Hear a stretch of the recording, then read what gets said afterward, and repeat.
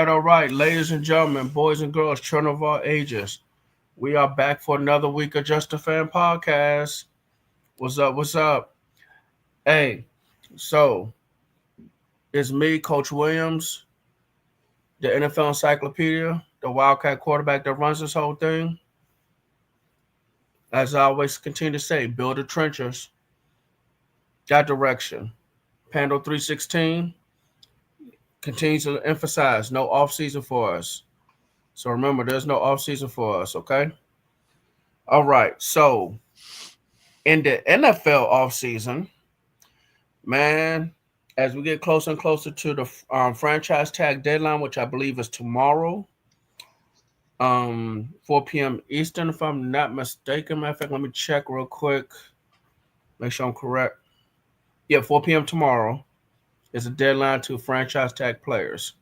And then next week, starting Monday, you can start negotiating with players at noon. And then everything officially is on the 12th on Wednesday. So a lot going on. And I expect a lot to happen between tomorrow and here on out.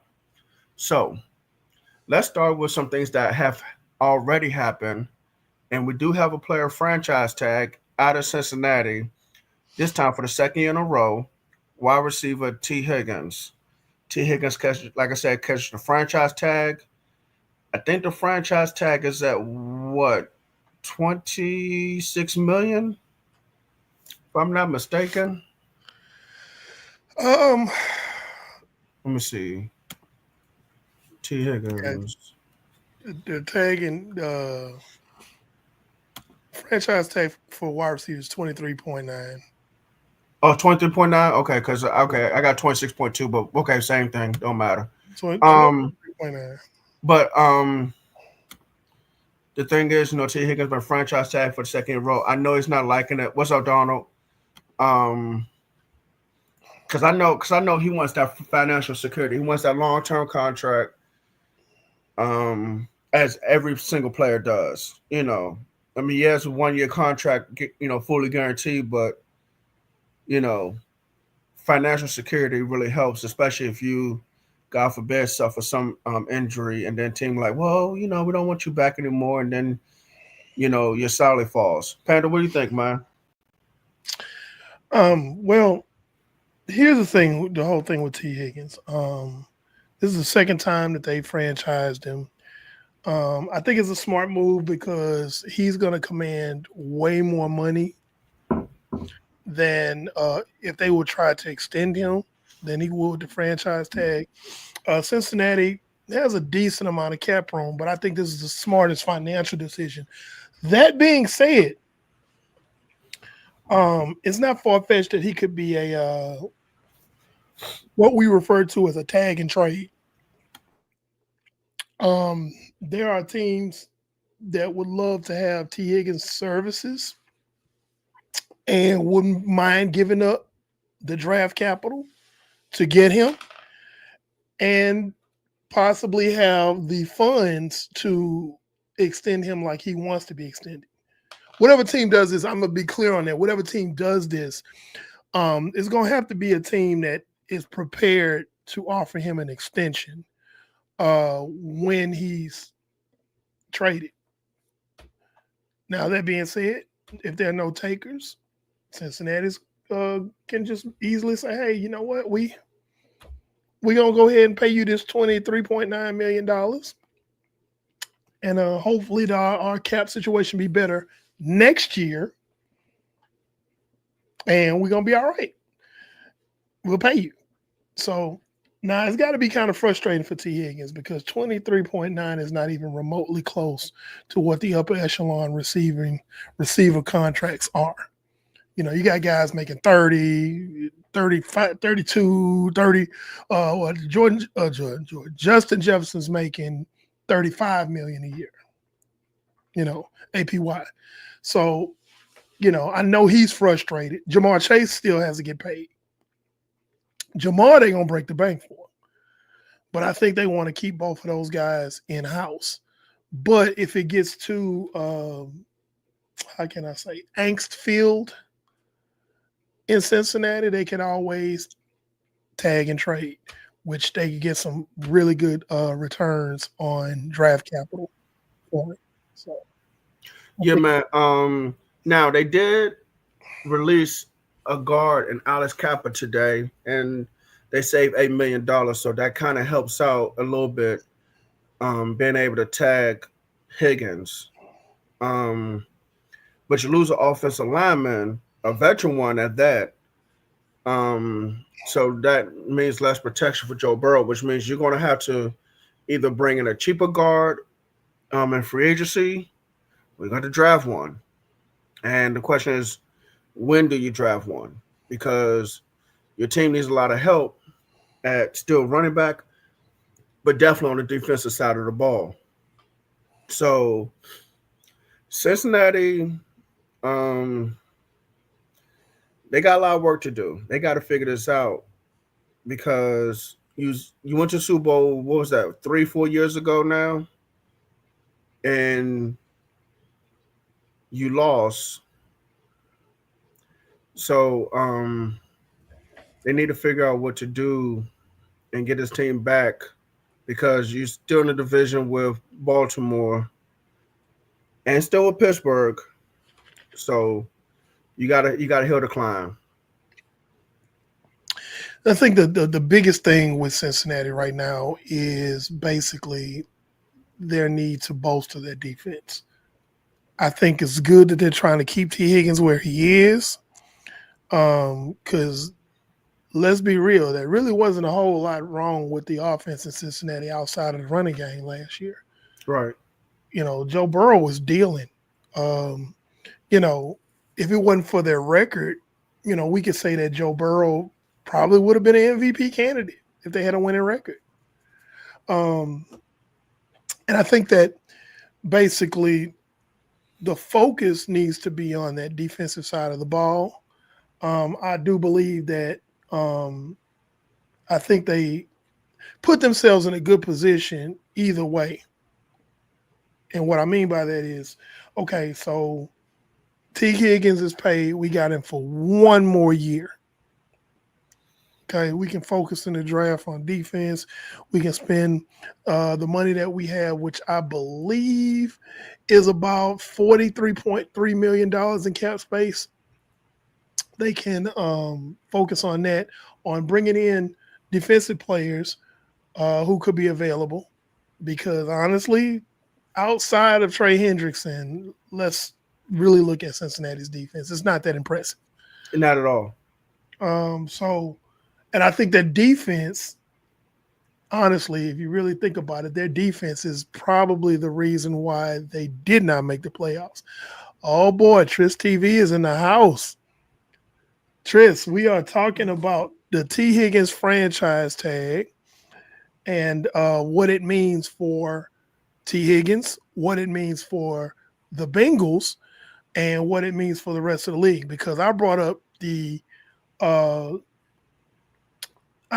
topic of there is a chance that he could be a tag and trade. Small chance, but there's a chance he could be a tag and trade. What do you think, Tristan? So it's very much possible that he be a part of a tag and trade. The thing with him is the number that he's expecting or looking for is the number that's kind of curbing people away. because of the ones that were desperate for receivers, like i.e. like the Commanders, that once they had gotten Debo, that took out that money's going to go elsewhere. They're going to spread that money around, which they probably would have given the boatload to him. Now you're looking at who else? You're maybe the Rams, but I heard the Rams are trying to interested to possibly try to see if they can get Myles Garrett. You got the Raiders, who could be another possibility to try to nab him. But again, you're probably gonna have to pay top dollar because you're gonna try and convince him to go from Joe Burrow to another QB that we don't know who the Raiders have on the roster. So it's gonna be tough. He might just stay back in Cincinnati and be okay. How Well, much? the thing is we don't know what he wants.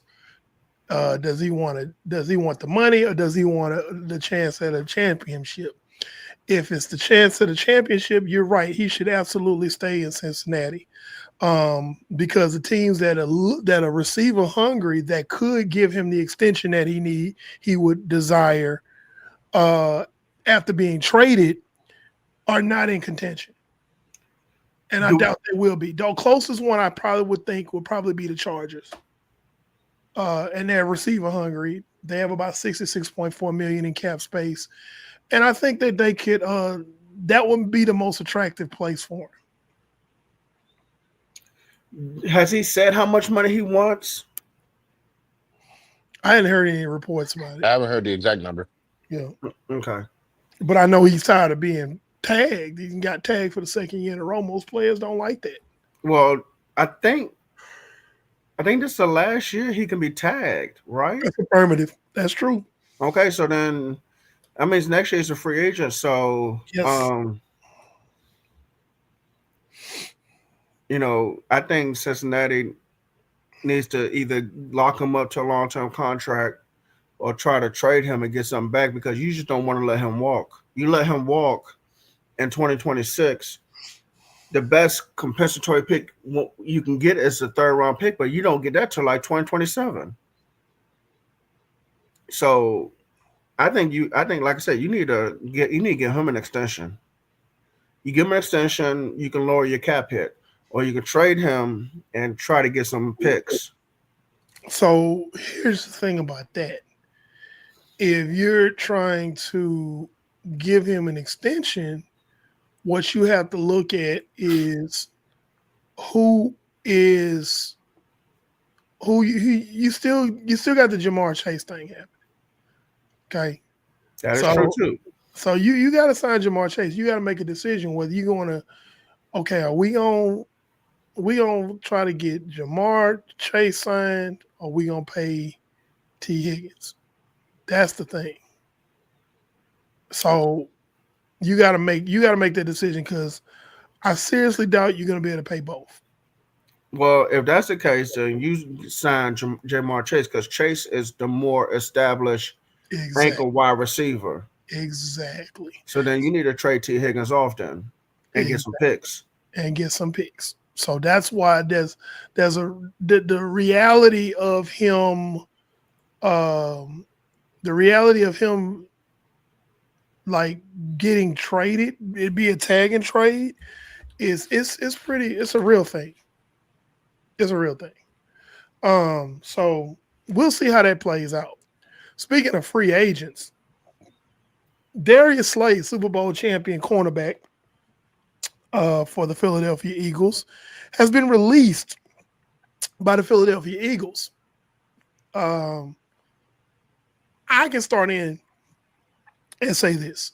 I think we saw this coming down the road. You watch those movies, those really bad movies where there's no shock, there's no surprise. You know exactly what's about to happen. Never seen the movie before, but I bet you he finna go in that house and get killed. It's a horror movie. Sure enough, he go in the house and get killed.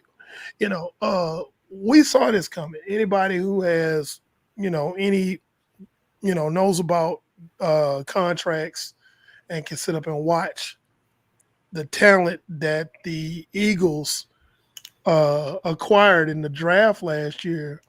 You have Mitchell, the rookie corner, who played really well this season. Then you have Cooper DeJean, who got a pick 6 in the Super Bowl. You got those guys like that, and they're both young. They're both rookies. So the odd man out obviously is going to be Darius Slay. Darius Slay is older and he's expensive. These guys are on their rookie deals and they've already proven that they can play well. So guess what? That makes the old guy expendable. So it makes sense. I think they save roughly somewhere between 4 and 5 million in cap space. That sounds about right. By letting Darius Slay go. I mean, it makes sense because the Eagles are priming themselves to try to make another push for another championship. I don't know if that's gonna happen, but they're starting off right where they're trying to make the right moves. They trimming the fat, they cutting the dead weight, and the role that Darius Slay plays, you got 2 starting corners.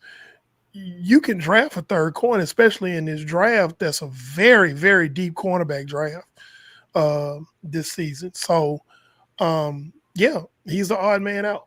Now, my question to you guys on the panel is, what is the future for Darius Slay? Where can he wind up? So I heard he wants to play at least one more year. Now, where does he play? I have no idea. If money is always a question because, do you want to take less money and stay with a team or not stay with a team, but go to a team who has a chance to win a Super Bowl that could probably use you? Or do you just take the money and just go anywhere? I'm sure there are a lot of teams that can use him. I don't know how he is now. Well, I mean, I know how he is, but like he's in his 30s. Okay. And he was in a zone heavy system. So one, he had to go to another zone heavy system. No, Fangio's a zone heavy system, Steve. What you got? I didn't say he wasn't. Okay. Let me speak. I think he should go to another zone heavy system. I know San Francisco's looking for a corner. That's his own team under Saleh. Yeah, San Francisco's trying to get younger though. I just threw y'all out there because the first thing came to mind. Detroit could be interesting. Could he go back? I don't see Washington getting him. It's just I don't know. I don't know what happens to Darius Slay. Anybody else? He's still. I think he's a really good corner last season. He was tasked with covering a lot of top receivers. Now, like you guys said, Philly has some young guys that over time will step into that role and kind of bridge the gap a little bit. But I think he's still a very, very good corner. But it's business, right? You want to trim the fat, free up some cap space. It's business, so I get it. I think he can be used on a lot of different teams. I think he still has, like you guys said, a year left. He can still bring value to a team. Depends on what he wants to do. Money-wise, if he wants to, compete. Yeah, well, I mean, we'll see. But I think he's still a really good corner, in my opinion.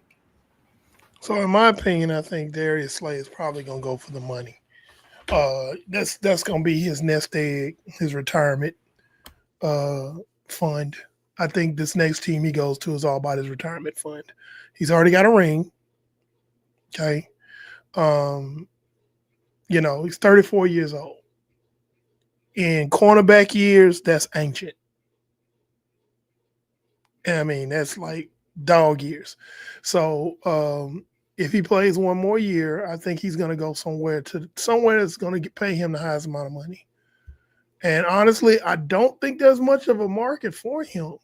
If you really want me to be honest about it, I don't think there's much of a market for him for several reasons. There are other good corners that are available in free agency that are younger. And then again, going back to what I said before, this is a very, very deep cornerback class in the draft. Very deep. But I'm going back to free agency. I can just rattle off some names that I'm pretty sure that you would want over Darius Slay. Shavarius Ward, Definitely. DJ Reed, Yes. Carlton Davis, Yes. Byron Murphy, Kendall Jenner, Rasul Douglas, Shaquille Griffin. Yeah, he's not so great anymore. But that's just off the top. That's just off the top. These are just some names. Okay. So hold on. Because actually, I got a little debate there. I got a little pushback. Okay, you said Carlton Davis, and then who's after Carlton Davis? Yeah, I don't know about Byron Murphy. Only because he's younger. Kendall Fuller. And that's the only point I'm making. Yeah, I guess because just because he's younger. That's it. But that's a fact. That's a fact we can't ignore. Hell, Asante Samuel Jr. is available. Well, yeah, I definitely take him. Adoree Jackson. I don't know about Dory, but yeah. Paulson Adebo. Oh yeah. Yeah. I mean, I get the younger, but I mean, he's been playing really well. Like now locking up top number ones on competitive teams. So it's not just like he's getting a younger guy, he'll replace him. I'd rather have him than him. It's like because they're gonna ask for money too. Now, my question is, he was locking up players. Was he locking them up because he was in Philadelphia in that system, and that extended his career, or is he really locking up players? He was good in man coverage the past season. He was really good in man coverage. So here's my pushback on that, Steve. Okay. He was good in man coverage, but consider the Eagles pass rush. I can look good in man coverage with that pass rush. No, I'm looking at him covering a receiver when the pass rush is not penetrating the pocket. Yeah, he evaluating. He can cover. Let's not make it. Let's not put it all about like he's a baller. I don't want to take credit away from him. I'm not an Eagles fan, y'all know that, but I don't want to discredit him. He balls, man. He really does. Like it's really more so the fact he's just long in the tooth now. Yeah, the man can play. Yeah, he can play. He can play. Well, it's the fact that he's long in the tooth, and they got two replacements who've already shown that they can play well. So that's that. But also, again, the market is the market, and Father Time is undefeated. For sure. So that's what my point that I'm making is where is he going to go? Is he going to be able to command the type of contract that he wants with all these young bucks out here that's hungry? And the very, very, when I say I'm talking Mariana's trench deep cornerback class in the draft this year. That's how deep it is. Well, we don't know what he wants contract-wise. That's true. Yeah, because I think it was rumored that he said he would play one more year. So he might not be looking for no crazy number. That's what I'm saying. We don't know what he wants. So and that's the same rumor I heard was he wants one more year. So we're clear on that he wants one more year, but what does he want in that one more year? Because most of these older players, especially if you got a chip already, you got a ring already, you're like, okay, I'm gonna play one more year. I need to put some money away. So it could be about money. If it's about money, it's about another championship. Okay, I can see him falling in line with a contending team for a minimal amount of money. So the question remains that none of us on here can answer is what is Darius Slay after? Now, all we can do is say one or the other. And what I'm saying is if it's about money, I don't think he's going to get what he wants. If it's just about trying to compete for another championship, that's a reality. That's what I think he would be after. I mean, I'm going to think once you win a championship, it's contagious, right? You want to win another one with somebody. So I would think he may be after another championship while still getting a little pocket change compared to what he's already earned over his career. But that's just what I think. Well, I will say this. Somebody won't have to worry about how much money they be making next year because for some odd reason, Derek Carr will be staying in New Orleans. If it wasn't Mardi Gras, they would be rioting in the streets of New Orleans right now. because Mickey Loomis has come out and said that they are going to stick with Derek Carr versus just rebuilding, which I think we all agree that New Orleans should just do because you have salary cap issues. You're not going anywhere for a while. So you just might as well clean house. There's a rumor that, Tyrann Mathieu will be cut. And, when that happens, we'll talk about that. But Derek Carr will be staying in New Orleans. Gentlemen, what you think? I think Mickey Loomis, if it wasn't Mardi Gras right now, Mickey Loomis might turn up missing. I'm just being real. The Saints fans are not pleased with him right now. And this move right here, it just solidifies their disdain for this man because Saints fans do not like Derek Carr. Again, I know some of my Saints fans, I'm trying to figure out where y'all at because normally y'all on here. Y'all will comment like Titus, Eric James. I don't see y'all. I need y'all right now because y'all can speak about it better than I can. But there are Saints fans that are like, hey, we need to be patient. Okay, because the Rome wasn't built in a day and we ain't got a foundation. Okay. Then there are the Saints fans who are spoiled on the Drew Brees era. So you have a lot of them that are upset right now at the play of Derek Carr. Derek Carr at this point, and I think Tristan, you'll agree with me on this, is just a guy. I don't think he, spectacularly sucks, but I don't think he's like a needle mover at the same time. So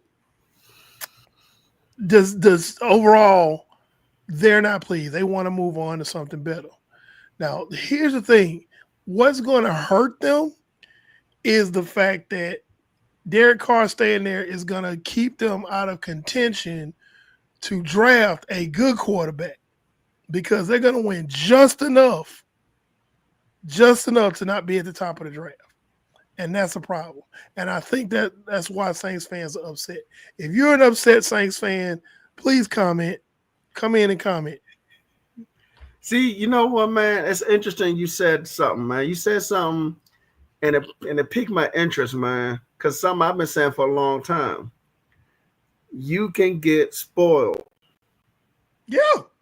The Saints fans got spoiled off of Drew Brees, man. Mm-hmm. Now, Derek Carr, the last couple of seasons, has been under two different offensive coordinators and just not have performed. He's carrying a large salary. Like I said, man, they both should be gone. I mean, not both should be gone. He should be gone, man. He should be gone. Just go ahead and start over. Because you just need a new beginning. You need a new beginning. You got a new head coach. I guess Mickey Loomis is going to be around for a while. Sorry, New Orleans. Sorry, Saints fans. Because let's face it, you got Kellen Moore. So I think as long as Kellen Moore is there, Loomis is there. And so Saints fans, please chime in. I mean, that's my feeling. I could be wrong. But I think as long as Moore is there, Loomis is there. Unless Moore says something that he wants Loomis out. But yeah, they're gonna be there for a while. And they hired Steve's favorite coach of all time today to put on offensive staff, Scott Linehan. So I thought you were gonna say Adam Gase, couldn't you? Oh no, that's Trisha's favorite coach of all time. I thought it was Jeff Fisher that was his favorite coach. Well, that's so. Jeff Fisher's his favorite head coach, and then Adam Gase is his favorite offensive-minded coach. Okay, so you got to put that in perspective, man. Matter of fact, I think I heard rumors that Washington might be trying to hire Adam Gase soon anyway. So but anybody else got anything on Derek Carr? Why are you trolling like that? I mean, you said I think it's I think they want to see what that looks like with Kellen Moore. think they want to see if he can, because Kellen Moore, like I said in the Marco Polo group, he's known to be able to make offenses better.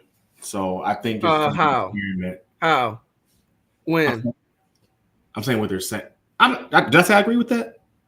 Okay. No, I just want to make sure. I just want to make sure because I didn't know that was coming from you or you got from somebody else. Let me say it again. They're saying. Oh, they're saying okay. That's what I said. They're saying that Kellen Moore makes offenses move, which is why I think they want to keep him there to see if he can make Derek Carr make the offense much better. I need to be in the front office, man. I need to be in the front office. There's a lot of people. Well, I think the four of us would be great in the front office somewhere. I'm sorry. It has me laughing now because they believe. First of all, what happened in Philadelphia? Someone tapped Kellen Moore on the shoulder and said, "Listen, man, I think you need to run the football more." Somebody tapped him on the shoulder. Okay, that's what happened. That wasn't Kellen Moore's idea. Kellen Moore was going to throw the football all over the yard, man. Well, I can't. And saw what happened with the LA Chargers. Justin Herbert did not get better at quarterback. Right. And even though Dallas offense was putting up points, when it came to the playoffs, they couldn't move the ball at all. Or put up points. Right. So all that, well, Kellen Moore does it. Kellen Moore does what? When? Okay. Yeah, that's true. So tell us how you really feel about Kellen Moore. Like I said, somebody tapped that dude on the shoulder in Philadelphia, man. Somebody tapped on it. But speaking of quarterback Stan, man, man, I definitely didn't see this coming because I thought he would have been traded. But Matthew Stafford is staying in LA. He is staying in LA. He got a 3-year extension. This old man with the arms, the golden arm, man, can still throw the football down the field. Excuse me. Yeah, man, he got the golden arm, man. Y'all seen Matthew Stafford from Georgia? From Georgia. This is Brandon trolling Eric right Georgia, man. Hey, I know what he's doing. What's that song about Ray Charles, Georgia? You finna make this podcast not safe for work with that. I'm serious. I'm about to put out a and then Ludacris had his own Georgia version, man. That was a great song, man. Yeah, Georgia on my mind. Georgia on my mind. Yes. Here we go. Hold on. Wait. Hey, Twan, UGA, man. Tell him, baby. Tell him, Georgia. Tell him, Twan. Thank you, sir. Thank you, man. Matthew Stafford with the golden arm, 37 years old. Can still throw the football down the field, man, like it's no tomorrow. 3-year contract extension. Congratulations to the golden arm, man. Matthew Golden Arm Stafford, man. Anybody but Pando, go ahead, please. Tristan or Space Age, man. I'm gonna start cussing up in this mother. Nice. No, I just gotta say, I mean, it makes sense that, he humor suitors that we knew were not going to be winning more than 8 games this upcoming season, most likely. So he said, you know what, I'll stay here, take the money. Giants, Raiders, and definitely Giants and Raiders. Definitely Giants. Raiders. And like, you don't want to go there. They were going to offer him a lot more money, but it was like he's already made a lot of money. Like, I don't know. I guess if he ain't got a ring, staying where he was. Yeah, staying where he was. So that's my take on it. T. Matt Stafford is good to stay right where he is. If he had gone to the Giants, no offensive line, he'd have been cooked. Went to the Raiders, he ain't got nobody to throw to except for Brock Bowers. He'd have been cooked. Yep. He stay right where he at. Yep. Play out his last couple of years. They'll probably draft a quarterback either late this year, because there are sleepers late this year, or they'll draft a quarterback in the next 2 years to be up under him to learn while they rebuild the rest of the roster. I wonder what he was thinking. Like, the competitive teams, they have their guy at quarterback. Like, where did you think you were going to go? That's confusing. That's the one confusing part to me. Where do you think you were going to go? Well, to compete. the Giants, man. Listen, I'm not saying Giants are competitive, but man, the Giants probably were like, man, let's try to get this guy Stafford, man, because they know, of course, they know they are on their way out the door, and they trying to get anybody right now. So, and I heard that, and that's enough conversation. But they pivoted now to Aaron Rodgers, of course. but they are like desperate, and you can tell they are desperate. Brian Daboll and our GM, they about to be gone after 5 games this year. Stafford's not going to move 3,000 miles. They about to be gone. Games. You can tell. Eric agrees with me. Look at Eric. Yeah, they about to be gone. Let Eric speak. Go ahead, E. First of all, golden arm. First of all, you're gonna turn this podcast into a not safe for work podcast. I'm telling you, I'm gonna be telling people to cover their kids' ears. What did I say? He has the golden arm. Would you please stop? Ooh. Go ahead. You see the man throw the football deep down the field. He can throw the football deep down the field. You remember those days in Detroit when he was throwing the ball to Calvin Johnson and stuff? Anyway, I'm just saying, golden arm. Yeah, whatever. So listen, despite everything that's been said, that was the best place. If taking my fan hat off and just looking at it from the perspective of Matt Stafford, that was the best place for him to be, is to stay in Los Angeles and just finish playing, because then go sit down somewhere.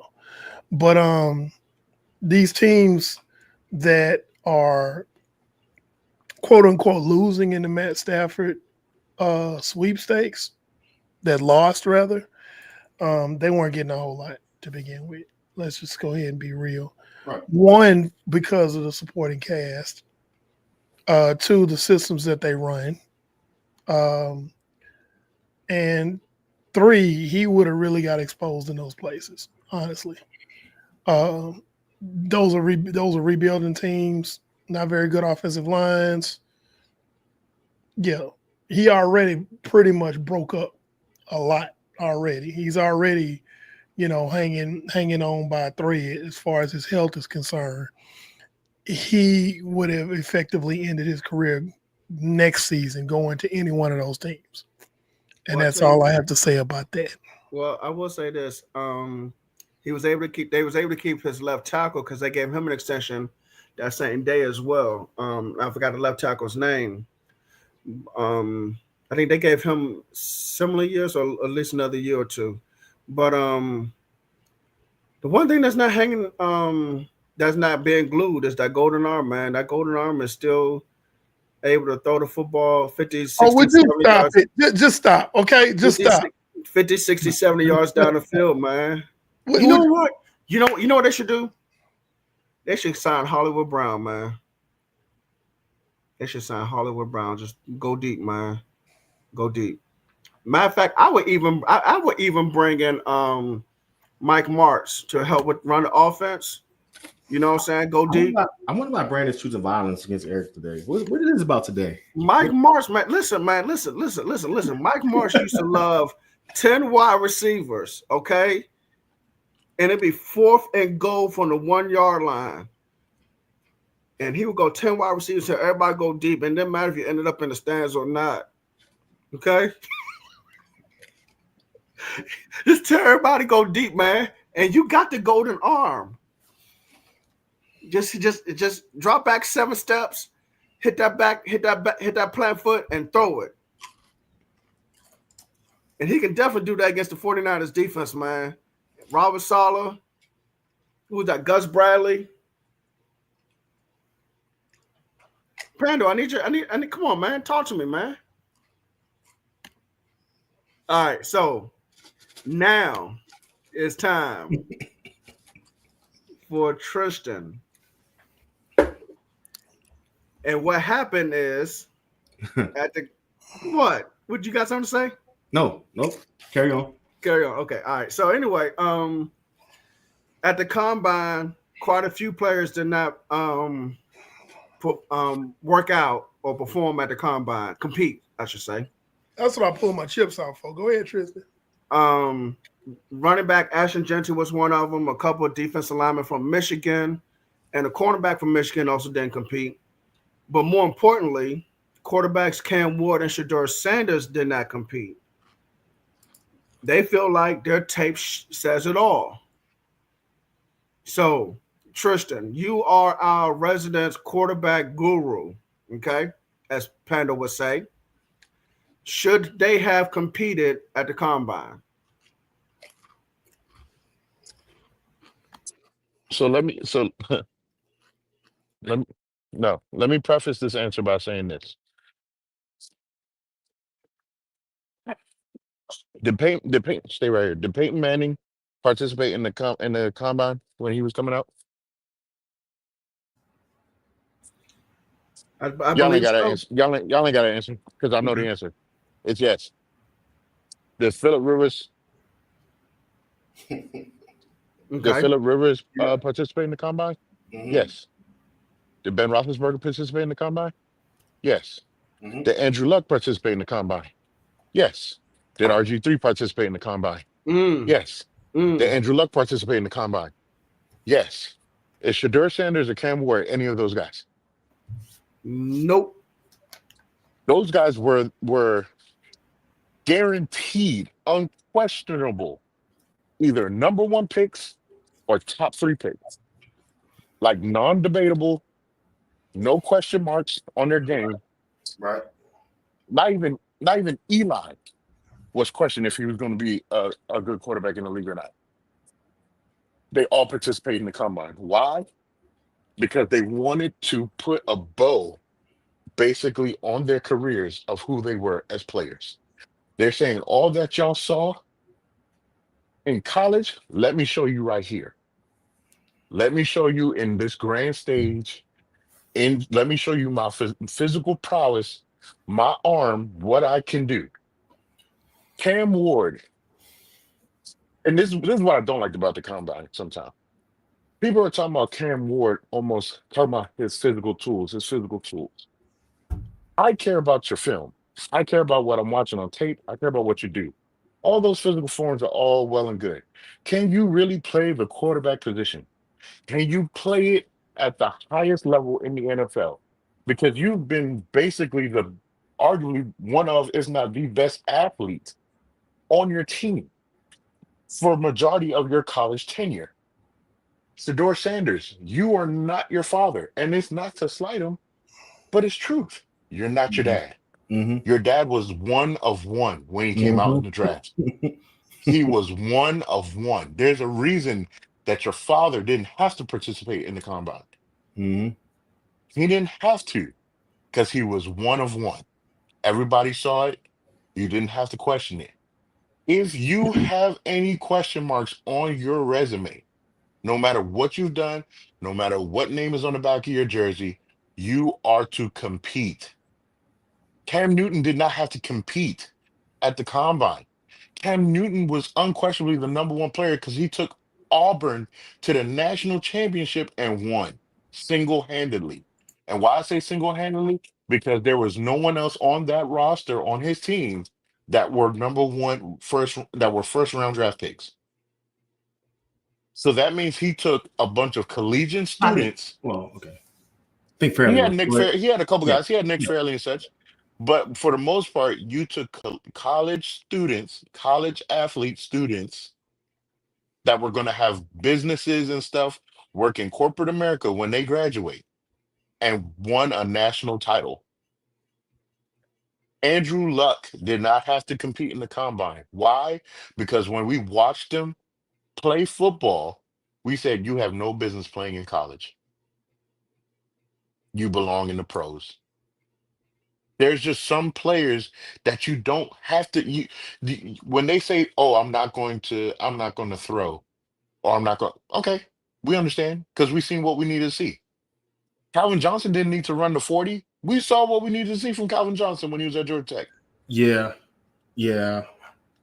So for Cam Ward and Shador, I just I didn't understand the logic in not competing. You want to wait till your pro day, maybe you want to be comfortable in certain sure. But when you have so many question marks, when the margin between you and the other quarterbacks that are coming out here. Because let me tell you something, especially for Shador. The thing that makes Cam Ward get away is because he does have physical gifts that the NFL is just attracted to. And they've been attracted to that for the last 15 years. And we talked about it before. If he can run fast, if he's big, he's got a big arm, that's what they want to see. Here's the thing about Shador. Shador is a classic throwback, drop back passer. He's probably going to be very good in the NFL if he's in the right system. But here's the problem. If you're going to think about your draft stock, if you're going to think about the amount of money that you're going to make, depending on where you get drafted initially, there are some quarterbacks that have looked good in this combine I know we're going to have another episode where we get into it in detail, but just to name a couple, Jackson Dart, Yep. okay, Yeah. the kid from Missouri looked Mhm. great. Mm-hmm. Even Jalen Milroe from Alabama looked good. Great points. So Great, you great so points. so so if I'm someone that was already fringe about Shador, and then I didn't even get to watch you perform in a combine, and then these guys that I might have not thought of before you out here are balling, Mm-hmm. that could drop you down even further. There might be somebody you were supposed to be the second, at worst, the second QB taken. You might be the third or the fourth. You know, my bad. Are you? Can I Now interject? go ahead, Steve. And I agree with everything you said. And we're in the era, it's a sad era where there's NIL and transfer portals. A lot of youth feel so entitled nowadays. And if you're going to be a starting QB for an NFL team, you think these all pros, these veterans that are pro bowlers and making tens of millions of dollars a year are going to put up with your – he's acting like a diva. Now, mind you, it's we know he's going first round and he's kind of using that, but if I'm a veteran, I want to get behind a leader that's going to do whatever it takes to prove a point. Not someone who doesn't feel like they don't got to do this because of their stats or their numbers or whatever the case may be. It's a very bad look if you're going to lead men on the field, man. It looks terrible. It looks terrible. That one at Super Bowl. It looks terrible, man. It Okay. really looks bad, and I was surprised that there were other quarterbacks that didn't participate as well. And I'm just like, where do y'all get the audacity? Do you Oh, there were understand other that y'all have quarterbacks that didn't potentially to be participate? And that's what I wanted to get to. The fact, it is to put it in a more concise package, the fact that this is a questionable quarterback class in this draft Yeah. gives all the more reason for you to work out. You do the combine, which is a sterile environment because you're throwing the receivers you don't really know, doing the workouts, and then you go do your pro day to put a bow on that because now you're in a controlled environment. You're throwing to your receivers, your facility at your school, whatever. The issue is, to Tristan's point, is that none of these guys are great enough.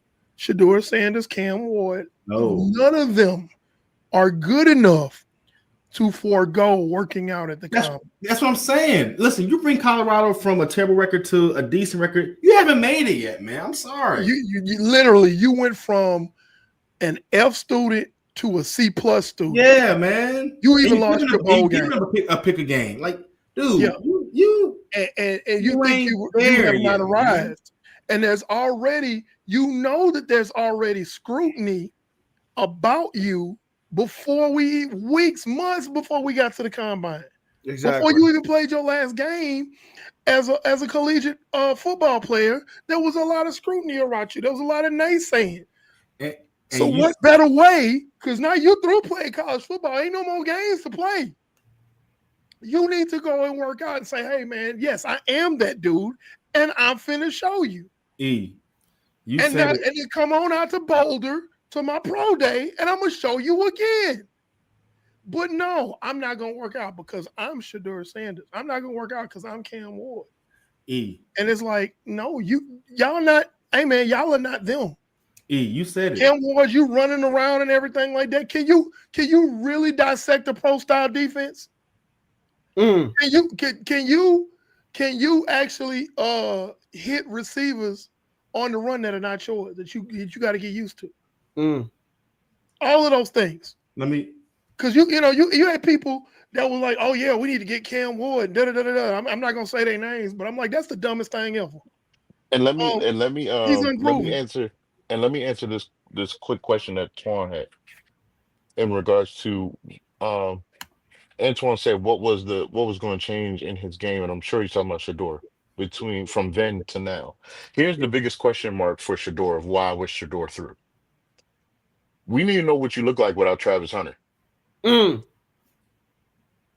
That was the biggest thing for me with him. And again, it's not to dispel him. I believe in him. I think someone that has intelligence can process information. I think that's a very valuable thing, and it's something that's not talked about enough with these quarterbacks because we've been so spoiled watching these physically gifted athletes at the quarterback position. We have lost what the art is of playing quarterback. Tom Brady made it an art. Watching him was like watching art, watching him dissect plays. Same thing with Peyton Manning. Watching Peyton Manning doing, calling hot reads, calling audibles, doing things. It was an art form. And I think we've lost that. And I think Shador can do Yeah. that. But we got to know what it looks like when you don't have Travis Hunter to be able to bail you out. And Because to be Travis Hunter bailed him out a lot of times. A lot. Did he make good throws? Yes. Did he yeah. make good decisions? Yes. Did he make plays? Yes. But Travis Hunter bailed you out. It helps when you got a playmaker like that. It and look, does, and we and got look, to see what it looks like without it. Well, I and knew. I want to be clear on one thing because there are people that'll watch this because they're not critical thinkers and they'll be trying to say, oh man, Just Fan Podcast says Shador Sanders and Cam Ward is trash. They'll say that because there are some people that don't think critically. That is not what we are saying. Okay, what we are saying is if they really are those guys, what's wrong with working out of the combine? Exactly. And I gotta chime in. When Cam Ward, and I went to the Pop Tarts Bowl, Cam Ward's last game, he broke the all-time record passing for NCAA. When he broke that record, he sat down. It wasn't, and mind this bowl game wasn't like competitive. It wasn't like players were really like, it was kind of like a Pro Bowl kind of thing. These bowl games usually are, right? It's postseason. It's like a Pro Bowl kind of thing. He hit them numbers. He sat down. It's kind of like, and then Miami lost, but it's kind of like I'm getting a me kind of thing here, and I just wasn't feeling that. So I knew he wasn't going to do the combine when he did something like that. I knew it. He broke the record. We knew he's going top 10. It was like Character. exactly. Character. Yeah. And see, as a quarterback, you cannot be a me guy. Nope. You cannot be a me guy. Hey, on linemen don't like that, man. Man. They make your career. You're no receiver or defensive back or even Julian. You're the damn quarterback. It's the guy who makes other guys believe. Man, listen, those pass rush lanes will open up a little bit. Listen, NFL, I'm sure, is not a non-hazing organization, but they like teaching young players a lesson, man. You gotta be better than that, QBs. Don't let your first game don't let your first game be someone like Philadelphia that'll get after you, man.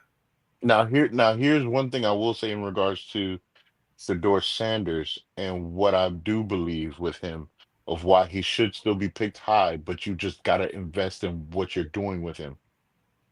When it comes to the quarterback position off the field, there's nobody better coming out in this draft class as far as how to handle media, how to talk, how to be a face of your franchise. This is daddy. Prime has done it masterfully, grooming of how to handle it. I think what I was, and let me address this as well. What I didn't like was that there was someone, they didn't name who it was, someone from the combine, a QB coach from the combine, that was spreading it around saying that Shedeur Sanders' interview came off as arrogant. And the thing that's very dangerous, and I know people hate that when we like to go there, but you have to understand what you're calling arrogance for Shedeur Sanders is what a lot of people call moxie when it came to Baker Mayfield. Yep. What you're calling arrogance is what a lot of people called swagger when it was Phillip Rivers. We have to You cannot ask someone that who is the son of Deion Sanders. What did you expect him to be? Mm-hmm. He's the son of Prime. What did you expect And him to he be? has come a long way. He has come a long way. And he's no scrub. He's played a lot of football. He started a lot of football. So Yeah. let's not make it seem like Shador Sanders is a splash in the pan and you trying to figure out where this arrogance comes from. He did help orchestrate pulling two organizations out of Out of the bottom. No, he did. He did. He really did. Because Jackson State um was down. Oh, we used to wear them out. Right. And then He and, couldn't say that one. and Colorado was down for a while. And Grambling State University. no. Wait, isn't it supposed to be the Grambling State University? The Grambling State University used to wear Jackson State out. Yes. There you go. All right. And then We beat them this year. Go ahead. All right, go ahead. and then and then Colorado. Now, Colorado got better. So of course Shador Sanders is gonna have a lot of confidence. And I don't blame him for having a lot of confidence. He has developed to be the quarterback that he is today. But it would have helped if he would have performed at the combine and thrown the football to receivers he's not familiar with. Yeah, just show. You don't got to do great. You don't necessarily have to complete the pass. Yeah, Just show that you understand timing, rhythm, and you can get the ball to a certain spot, because all receivers are not good route runners too. So yeah. you probably could have thrown a quick out to a receiver who's a terrible route runner, but if you'd gotten the ball to where coaches think it's supposed to be, then that's not going to matter. You got to perform, man. Just make your drop back and just make your throws, man. Yeah. Now, I'm actually okay with JT not. I don't know, man. I'm okay with that. I don't know, because even though he's, he was a hell of a running back at Boise State. I get it, but that boy Marion Hampton, man, he's creeping on a come up from UNC. Yeah. Well, and this is a very deep running back class as well. Yeah, and that is true. That is true, but I'm just saying, man. It's not about how good other running backs are. It's like, he almost won the Heisman. That's true. Second most rushing yards. We know everything he can do. He won the Doak Walker Award. I can get with that. Shador didn't win no awards. If you're gonna lead a team, running backs they're not leading the locker room. They're leaders, but they're not the quarterback. They don't make the offense go. That is true. That is true. As a leader of men, you run the huddle, you run the entire offense. It's different. Yeah. We know JT can spin. We know he get that rock, he gonna do his thing to the best of his ability. We already know what he can do. So I can understand that. All right. Well, I tell you what, there's some news that just came out of Minnesota. Okay, because I'm trying to, I'm hoping that T can get back on here. So I want to drop this news and let's talk about it. Sam Darnold will not be catching the franchise tag in Minnesota. So that makes sense.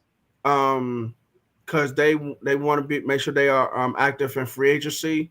The franchise tag would have been around like $40 million. Mm-hmm. So I just want your opinion on Sam Darnold potentially being he will be an unrestricted free agent unless Minnesota gives him a long-term contract. Anybody? Yeah, he can go to the Raiders or the Giants or something.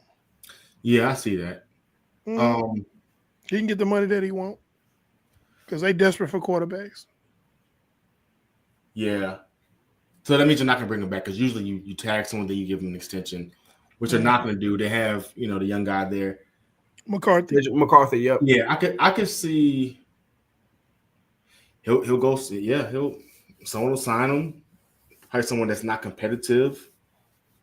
They may have a high draft pick, maybe bring in a left tackle or somebody to help protect them. Yeah.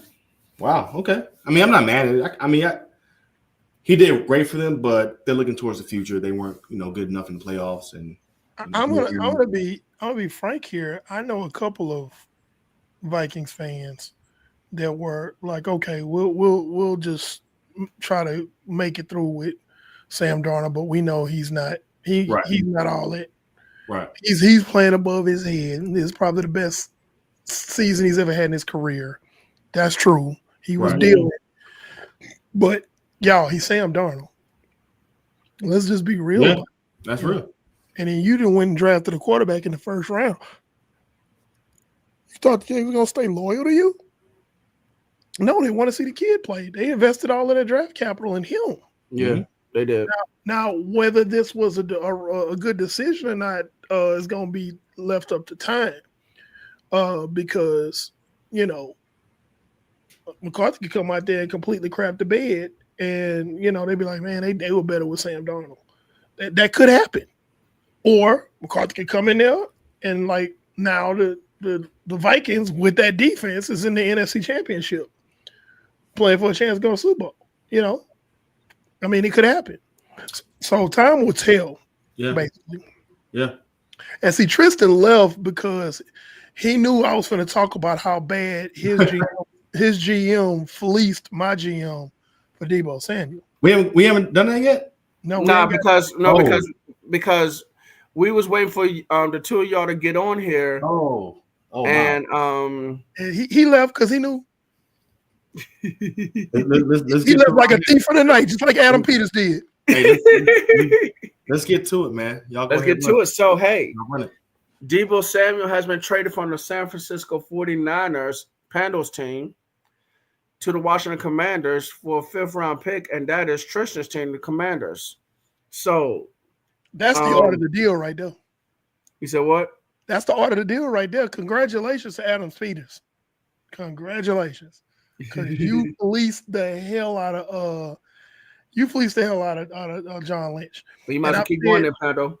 I've said a million times, I've said it once. For every 4 or 5 really good personnel moves, trades, drafts, draft picks, whatever John Lynch does, he is guaranteed to do one stupid thing a year. This was that. I'm hoping that this is his stupid thing is over. Now, a lot of people are probably thinking I'm upset that we traded Deebo Samuel. That's not really the issue. Now, there is a $31 million of cap space, dead cap space that we ate. And I've been saying it's cheap, you know, like the blues song is cheaper to keep her, you know, and it would have been better off to just let Deebo Samuel stay and let him play out his contract and just let him walk. But then he asked for a trade. Okay. That's fine. You want to go? That's cool. Yes, his devices are dead, but Adam Peters was mad. Yeah, no, he was mad. I don't know whether it was more of Adam Peters being masterful or John Lynch just being stupid. Okay? I don't know. It might have been a combination of both. But here's the thing. You traded a player who, in your mind, John Lynch, was still a fantastic player. And he said that on countless occasions this offseason. You traded a player that in your mind was still a fantastic player to an NFC contending team. A team that you, if you get back in the playoffs, are probably going to have to play against. That's right. Just below, and I've said this off the air before, that's just below trading within your division to a division rival. Send him to New England. No, I ain't going to do that. Send him to Las Vegas. No, I ain't going to do that. Send him to the Chargers. I ain't going to do that. Hell, send him to Houston. He go down there with DeMeco Ryans playing in a similar system. They contenders, but at least they in the AFC. No.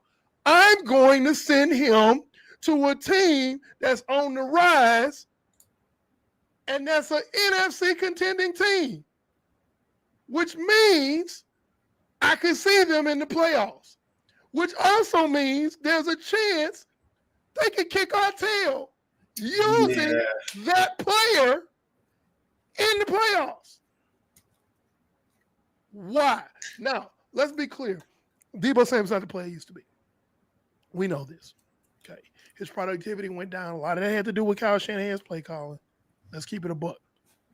But he's not the receiver he used to be.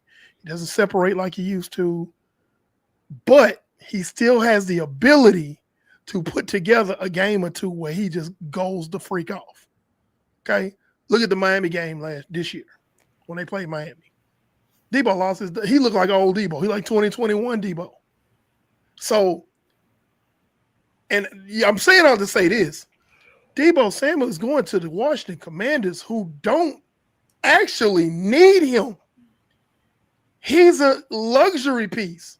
He's not the focal point of the offense. No. Well, hold on. Okay. He won't be.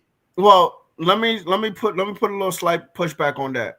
You're right. He will not be the focal point of offense. That's Jaden Daniels, okay? But I'm talking about outside of Jaden Daniels. Well, yeah, of course.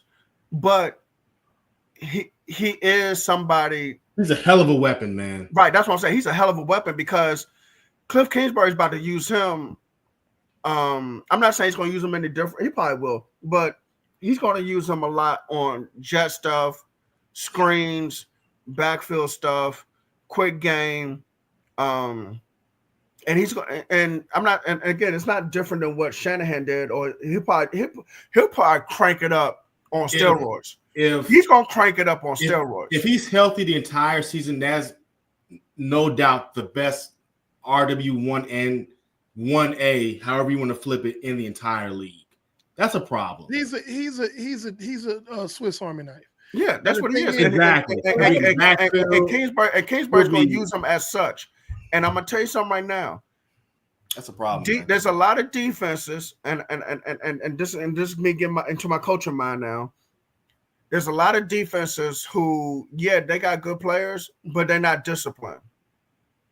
And when you undisciplined with a Jaden Daniels, and now you throw in there Debo Samuel. Oh, absolutely. They're going to make plays. What I'm saying is, I'm not saying that he's not a weapon anymore. I don't know what you say. You got to push back. I'm trying to figure out what you're pushing back on because we're not saying nothing different. Okay, we're not. What I'm saying is the focal point of that passing game is Scary Terry. The running game, you know, they got a really good running game with multiple backs. Okay, Jaden Daniels is a dual threat quarterback. Yeah, that's true. So the point is, after all that, then there's Debo. That's the thing. The problem with Kyle Shanahan with Debo this last season, first of all, before I even get into Kyle Shanahan, the man had freaking pneumonia. That had a lot to do with his lack of productivity this season. Because anybody who's had pneumonia, it ain't the flu. You ain't going to feel better in like 2-3 days. Okay? He went out there and played after he got pneumonia. I think he played like 2 weeks later. Like, you don't just recover from pneumonia like that. So people are like, oh, yeah, he's washed up. No, he ain't washed. He had freaking pneumonia. Yeah. Second thing, Kyle Shanahan's use of Debo Samuel was so blatantly obvious that literally a fifth grader could tell that he was getting the ball. Every single time Debo Samuel was in the backfield, he got the ball. There was no play action. There was no motion to him and then hand off somewhere. Debo in the backfield. He got the ball. Yeah. 2-yard loss. Yeah. And that's why I said Cliff Kingsbury is about to go on steroids. And well, let me say this to both of y'all points. We're gonna see how good Cliff Kingsbury actually is with Debo as the gadget player, the Swiss Army knife in the offense. Now we're gonna see. Steve, we're gonna see. Steve, I think because of more so Jaden Daniels and how teams are undisciplined. We're talking about read option, RPO stuff with Debo in the backfield going to Scary Terry. Exactly. Because I see, my thing is I always go back to 2012 because to me, for the NFL level only, 2012 to me was the base year that we started seeing all this RPO and option stuff, and that's what it started with RG3 and Alfred Morris. You had Russell Wilson, Marshawn Lynch. And then you had Alex Smith / Kaepernick with Frank Gore. But now it's like, okay, I got Kingsbury, as the play caller and the designer. I have Jaden Daniels. I got Brian Robinson as long as he can cut out the fumbles, and we'll see if they upgrade that position. Mhm. I got Eckler, who's athletic as heck. I got Deebo Samuel, who's like you said, Swiss Army knife, and I got Terry McLaurin, who can take the top off of defense with Zach Ertz at tight end. That's a lot. Well, That's a lot for a defense to deal with. Absolutely, and that's the thing. Debo, I mean, you're talking about. You look at Washington; they had a great, incredible season. They had Brown Zaccheaus in number 2. You put Debo in there, Yeah, it changes everything. I mean, It changes everything. it's crazy, and they got him for pretty much almost a 6th-round pick. Well, it's the Saints' 5th, so it's a little bit higher than Washington's. But a 5th is peanuts. Now, Exactly. that being said, historically, San Francisco has in the draft has eaten on day 3. Oh, for sure. So like, yeah, you know, so that 5th round pick could turn into something we don't know. It could be like that. San Francisco has picked so many All Pros and Pro Bowlers in day 3 of the draft. We know that, but the problem is Washington got so much stronger. Yeah. So, but at the end of the day, when you look at the value of that pick for that player, San Francisco got fleeced. They got fleeced. They could have did better business than that. They could have gotten at least a second. I don't know about second. I was thinking a day 2 pick, but I don't know. I don't know about second. Maybe a third. I think when he adds, man, I would have been happy with a third. I'd have been okay with that. You get a 2nd-round receiver, he ain't gonna do what Debo do, man. Come on, man. Well, I'm not trying to get a receiver. I'm just saying that just a player. Oh, true. Because the Niners' issue is not a receiver this year coming. That's not the issue. The issue is in the trenches. So defensive tackle, offensive guard, center, tackle, all of those are you can turn that pick into a guard or a center or something like that. Well, yeah, but you also lose the top. I mean, your offense lost a lot of gas getting rid of Debo. Oh no, we're gonna replace that at some point. Here's the fallout. We're going to see what kind of coach Shanahan is now, for real, because the offense flowed through Deebo Samuel. Absolutely. And what people don't understand and don't know X's and O's, and I tell this all the time to people in my Niners chat group, because they was like, yeah, get that bum out of here, blah, blah, blah. I said, okay, be careful what you ask for. Because the issue is when he did not touch the ball, he was still an important part of the offense because it made the whole defense. That's what I'm saying. Look, oh, he's going that way. The whole defense shifting this way. Yeah. You know, and then now you're running the other way. Whatever. He made the whole defense just he put them on edge. He put them with on skates, even when he didn't get the ball. It was like, okay, Debo's doing this. Oh my God, what is Debo finna do? Mm-hmm. Damn, there go Christian McCaffrey. He running up the sideline. Oh wait, Debo's going over here. So over there, Brandon Ayuk on a deep over route. Damn, we didn't even see that. We was looking at Debo going in motion. Oh, Debo, he's doing over. Oh, George Kittle. And that's the point. He's a home run hitter. That's the point I was making. Like, hey, his presence. There's a lot of teams who are going to be undisciplined, and they are going to struggle against Washington's offense. Yep. Jaden Daniels sees a defensive lineman, especially defensive end, coming too far field. He's out of there.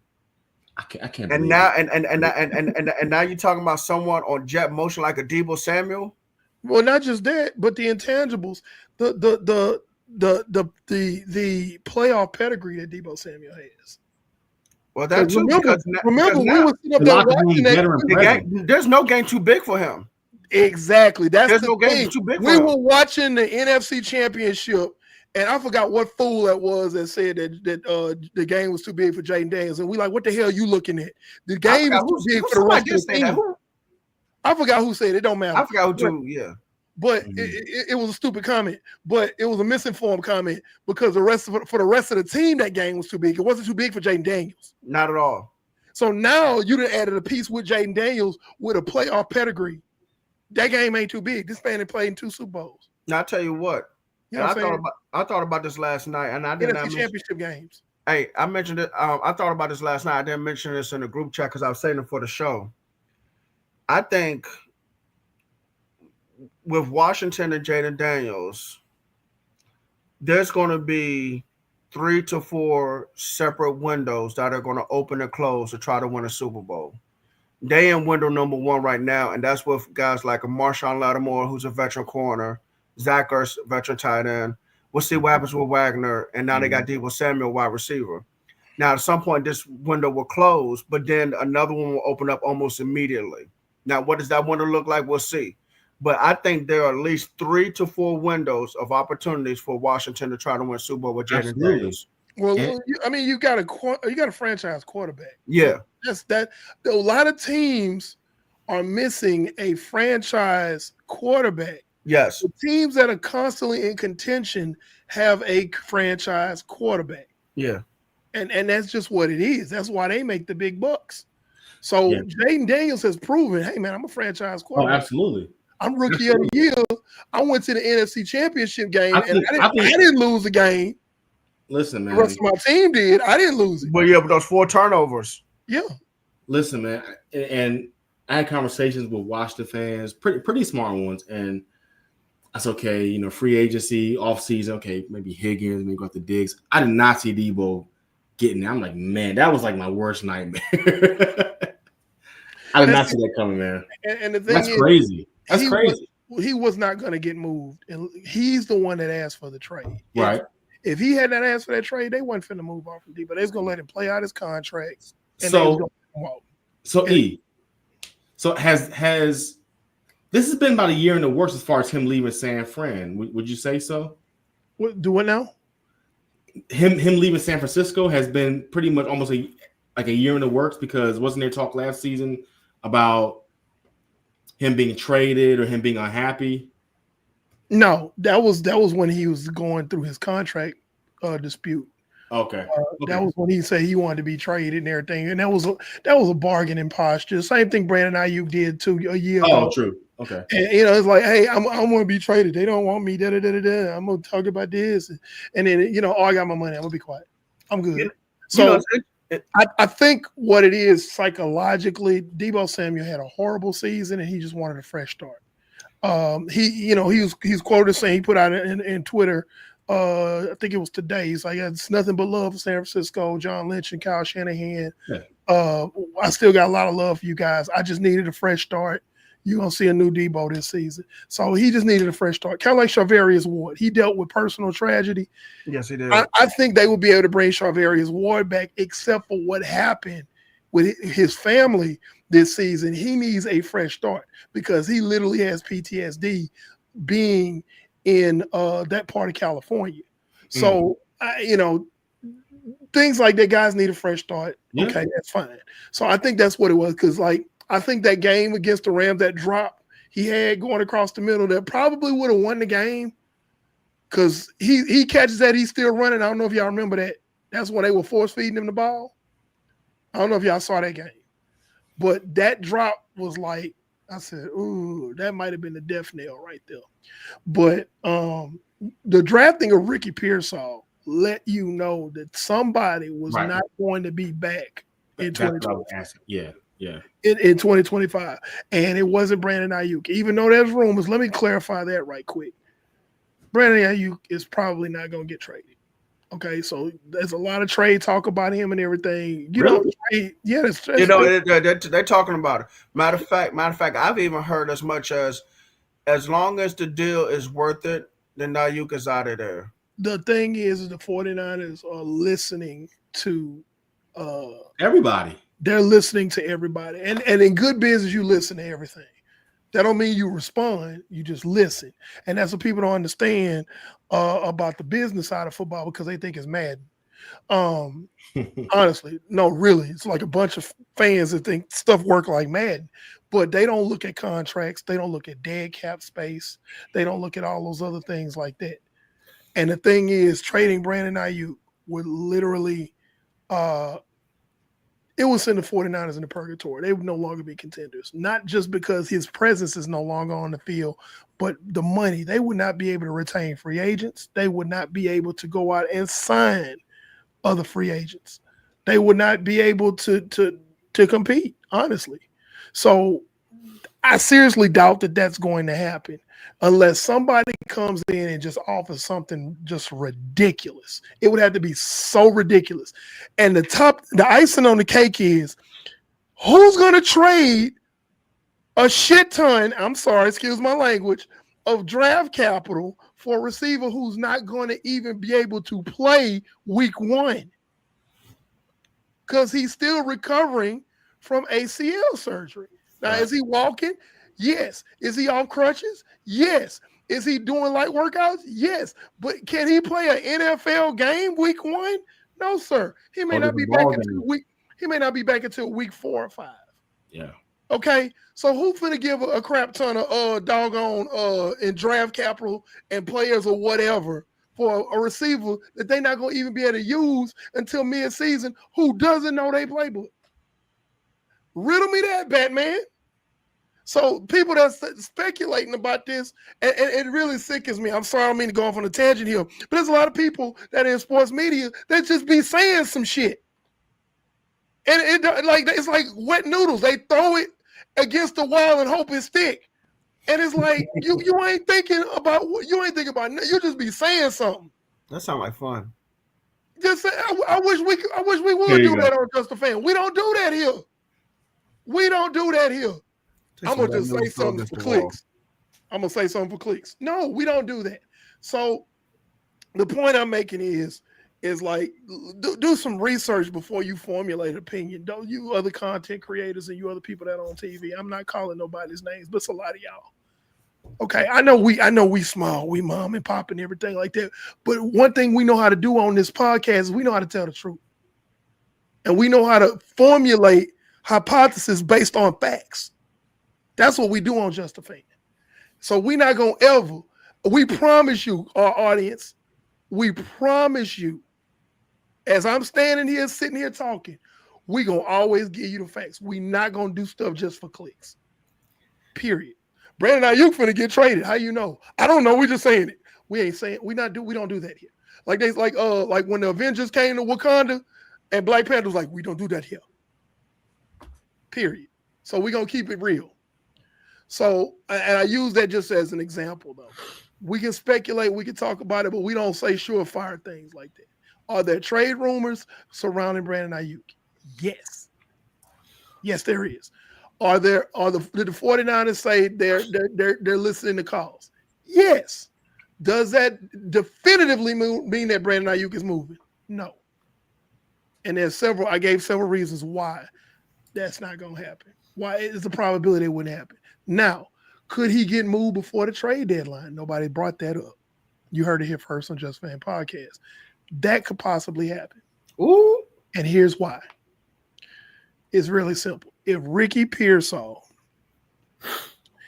and Jawan Jennings can prove they can be 1 and 2 for Brock Purdy, along with George Kittle, and let's not forget about Jacob Cowell, who runs a 4.340 that they drafted and later on in that draft after Ricky Pearsall. If those guys can prove that they can be an adequate receiving core for Brock Purdy, I could see them moving. Brandon Ayuk because they will save a crap ton of money because it will be after June 1st. So that's the realistic move that we can see, and by that time, Brandon Ayuk will have what healed. Yep. All right. Well, true. I tell you what, man. I'm gonna go to the grocery store, get some spaghetti noodles, man. Cook them, man, and throw it against the wall and see if it sticks. No, for real. That's like the Italians used to do that. For real. Take one noodle, throw it. If it's stuck, that means the noodles was ready. Oh, okay, cool. Well, then sure, I'm about to start doing that, then, man. Hey, you know what? I tell you what. You know what else I'm gonna do? I'm gonna get the golden arm to throw the wet noodles against the wall. It might get intercepted. I'm gonna get Matthew Stafford to throw the wet noodles against the wall. It might get intercepted or either the DB will drop it. Golden arm, baby. Golden arm. Golden arm. All right, y'all. So thanks for tuning in for another week of Just a Fan Podcast. Mm-hmm. Like I said, tomorrow, 4 p.m. is the deadline to franchise tag players. Okay, so we are burning the midnight oil for that. Okay. Also, I expect a lot of players to get cut this week, so be prepared for that. Okay. Yes. Next Monday at noon Eastern, you can start negotiating with players, free agents and stuff. Okay. The league year starts on the 12th. So it starts on 12th. So be prepared for the 10th next Monday, but then also be prepared for the 12th when the new league year starts and everything's finalized. And honestly, this trade that just happened with Deebo Samuel is not really official until Wednesday. It's not the 12th. So really, somebody can really give San Francisco a better offer and still take Deebo Samuel. Because it's not official. But knowing John Lynch, I doubt it. But yeah, I expect this trade to become official unless something strange happened. But anyway. It still could be a better deal out there, was what Brandon's saying, and he's right. So we are live on YouTube, Facebook, and Twitch. You can follow us on TikTok, Facebook, Twitter, and yes, I still say Twitter, I don't care. And IG. Okay.